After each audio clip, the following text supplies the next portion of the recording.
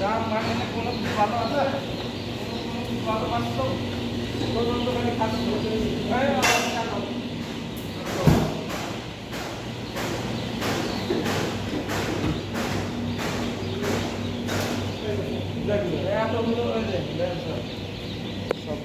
এতগুলো ডিম দিয়ে বাচ্চা আমি কয়টা পাচ্ছি?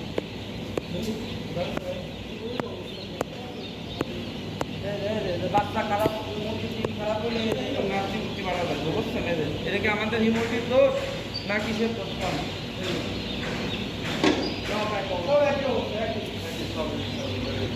কি কি দেবো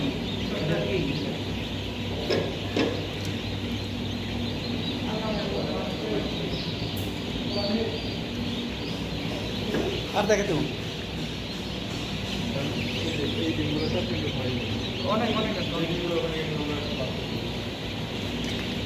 যদি আমাদের মেশিনের সমস্যা হতো তাহলে এই বাচ্চাগুলো আইতো না, বা আমাদের গ্রামের লোকের আসতোই না, পিকিং আইতো না, একটা ডিমও আইতো না, বাচ্চা আইতো না।